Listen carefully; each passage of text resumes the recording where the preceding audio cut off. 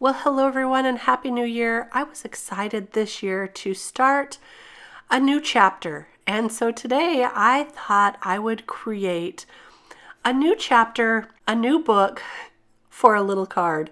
And I'm going to be using these nesting keyhole dies. These are from Missing Stamps, and I combined two of them here to cut out a glittery gold piece, and then I cut out some extra pieces.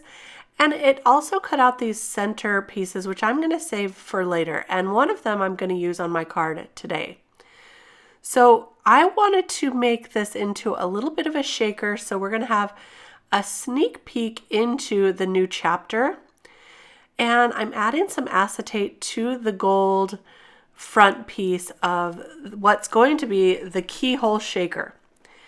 While that's drying, I put a little magnet on it to help it stay together. And now I'm going to stamp out one of the Alice stamps from the Alice collection of Missing Stamps. And I'm going to color it to look like she is ready for the new year. So I wanted to give her like a sparkly dress. And so in order to do that, I'm going to start with an underpainting, if you will, which is really just the base color of a light Alice blue. I'm going to color her whole dress that color, and then I'm going to bring in some darker shades of blue and add some little dots. And by adding all these little dots, it's going to make it look a little sparkly, and I'll add a little bit of detail to the top as well. So here's where I'm adding the smaller dots.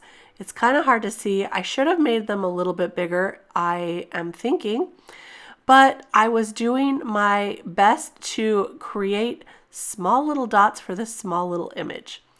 So the darker small dots are going where I think it would be darkest on her dress.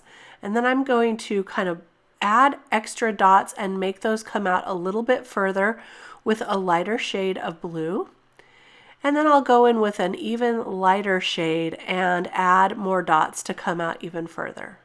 Here's the lightest shade right here with the B21, and then I'll come in with that base color once again and finish it all off. If you're trying this at home, just add dots till you think it looks good, and then we're going to add some sparkly details to the top using a white gel pen. I got a little bit of blue there in her apron bow, so I used my colorless blender to blend that out. And now I've got the white gel pen, and I'm going to add little dots with that and also some little stars. Now this might be hard for you to see in the video, so I'm going to just fast forward here to the end. And here you can see better that I've added a lot of dots and some little star images with that white gel pen, or I just drew the stars on, just with lines. It's real simple. Now I'll finish coloring her out. I've colored her skin already and the stripes on her tights. And now I'm using some light shades of yellow to color her hair. Just a simple coloring today. Very easy to do. Now that she's ready, we're going to use the coordinating dies to cut her out. And I just like to use a little bit of low-tack tape to keep that die in place while I run it through the die cut machine. We already did all that work on coloring her, so I want the die to stay exactly where it needs to be. So there she is, and she's looking great. And there's the little window into the next chapter. And now I'm going to create the background for that window. So I'm using one of the center pieces that cut out with those dies, and I'm going to use one of my favorite stencils of all time. It's the rabbit hole stencil from Missing Stamps. You can see that I've used this quite a bit. It's actually stained now. That's how much I've used it. And it has a little bit of repositionable adhesive on the back still. So I'm just going to let that go right over that and press it down. It's not going to be fully pressed down because it's just a really light tack that's left on there. But I'm going to use a dark blue to stencil on this kind of rabbit hole, down the rabbit hole idea. I love how this turned out. Look at this. So we'll peel that off, and there we go. That's going to be the background for our shaker. Look how cool that's going to look. And now it's time to build up the front of the book cover. I just cut out a piece of black cardstock. This is a little bit smaller than my card base, and my card base is a smaller card base. It's about 3.5 inches by 4.75 inches, about. I don't know, it wasn't precise. I just cut a card the size that I thought it would be perfect for this, looking through the little window into the book. And now I'm going to use some Distress Oxide in tumbled glass and use it through this Pick a Card stencil. Now this Pick a Card stencil now is available in 2 layers so that you can make a red layer and a black layer, which is super awesome. So I'm just using my older stencil and stenciling them all on with that tumbled glass oxide. You can see oxides on black, which is really cool. And then I thought it needed like pages that look like a book for the top, but I'm going to change this up later. So all you have to do is have a strip of black and a strip of white paper. You don't even have to cut the white like I did here, but you're going to see in the end. So keep watching. The background of the black, I just kind of cut to look like the spine of a book. I don't know. I didn't measure. I just cut it. And then I changed this up later. So wait until you watch me put the whole book together and decide your easiest way for putting it together. I'm going to set that aside though while I think about it. So now I have this magical graduation stamp set, and it has the perfect sentiment in it. It says, "The next chapter is going to be great." And I wanted that embossed in gold on the spine.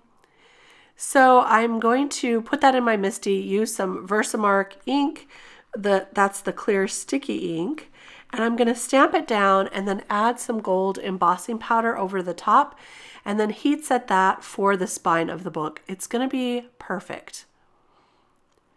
So I love this for a New Year's card, and I'm actually thinking I'm going to make quite a few of these and send these out to some friends and maybe my sisters too for the new year. I could even do books in different colors. So do whatever you would like to do. I wanted the black for this book so that I could have that really neat background. Here I am heat setting that sentiment, and once it's dried, I'm going to use just my rag here to clean off the rest of that extra powder. That's the anti-static powder that I used at the beginning, because you definitely want to use that for black cardstock. It really helps for the embossing powder to not stick where you don't want it to. So look how cool this is going to look. Alice is going to be right here. And I've got a few things that I've already cut out. A couple of these little keys that are cut with the glitter paper in a dark navy blue. And then I've got each of the card suits cut out with a dark red. And I thought those would look really good above the keyhole. So let's put together this book and the shaker element on it. I'm going to glue down the front cover of this book. And as I said, you may want to cut the front cover exactly the same size as your card base so that it can all be the same color. And you'll see in just a minute, because I do end up having to add a little bit of black on the top. So I'm going to add the little pages here and add that black spine. But see, it's missing the black up in the very top. So I'm just going to take my black Copic marker and color that in, and then make sure that that is going to look right with the white and the book. And I decided it needs to come down just a little bit more so you don't see the background. There we go. So now I'm going to glue on these pages. You do not need to cut that little curve on the edge like I did, because it's not even going to show. So the white strip goes right there. Then we're going to put the book edge on, or the spine of the book, just like that. And I'm just going to glue that down flat. Although if my back panel was all the same color, I might pop it up with some foam tape, and that'll give it a little bit more dimension. Now we can build up the card to kind of see how we want that to go, and I'm going to put this background on first. I'm going to build up this shaker portion. So just going to glue down the background where I think it needs to go. And it's a little bit off center so that I have room to put Alice on. So see that I'm just putting it a little off center. That's going to work right there. Then I'm going to glue together these extra frame pieces that I die cut out. And we're going to build up 3 at a time. Again, these are cut using 2 of the dies at the same time taped together. That's what makes the frame. So I'll add all 3 of these together, and then I'm going to glue them around that background piece right there so that I can glue the gold glitter piece right on top.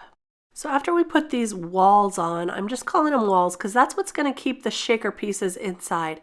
And before we glue on the gold glitter piece with the acetate attached to it, we're going to add our little shaker pieces. So I've got here some sparkling clear sequins, and these are just little mini sequins. I'm going to add a few of those in, and then I'm going to add some light blue shaker pieces as well. And I've got a few here. I'm just going to use my spoon to add a few spoonfuls into that shaker. And I thought these Alice blue shaker pieces would be perfect. You can use any color you want, really. It's just so fun. Now I'm going to add some glue to the top of that and glue on the acetate with the gold top layer. And we're going to let that dry by adding the magnet to the top.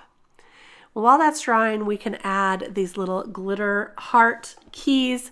These are from one of the mini dies from Missing Stamps.